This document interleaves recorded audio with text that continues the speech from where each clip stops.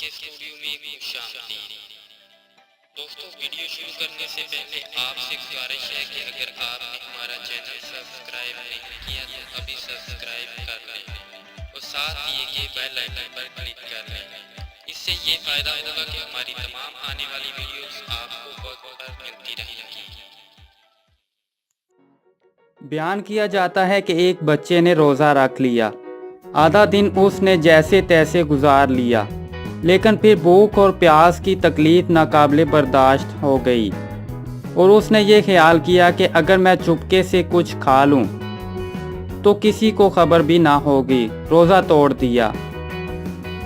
گھر والوں کو اس گناہ کی واقعی خبر نہ ہوئی۔ وہ شام تک اس کی دل دہی اور مدارات میں لگے رہے اور افطار کا بہت اچھا انتظام کیا، لیکن ظاہر ہے کہ روزے سے اب اس کا کوئی سروکار نہ رہا تھا۔ حضرت سعدی رحمۃ اللہ علیہ فرماتے ہیں کہ بوڑھا اس بچے سے بڑھ کر نادان ہے جو دکھاوے کے روزے رکھتا ہے اور نمازیں پڑھتا ہے۔ عبادت تو وہی ہے جو صرف اللہ پاک کی خوشنودی کے لیے کی جائے۔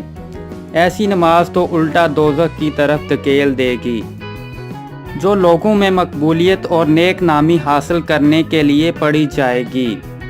اگر مقصد صرف مخلوق کی خوشنودی حاصل کرنا ہے تو نمازی کا مسلح آگ کے انگاروں پر بچھا ہوا ہے۔ اگر کوئی شخص زید کی خدمت کر کے عمروں سے اجرت حاصل کرنے کی توقع رکھتا ہے تو وہ احمق ہے۔ اس حقائق میں حضرت سعدی رحمۃ اللہ علیہ نے نہایت مؤثر انداز میں ریاکاروں کی مذمت کی ہے۔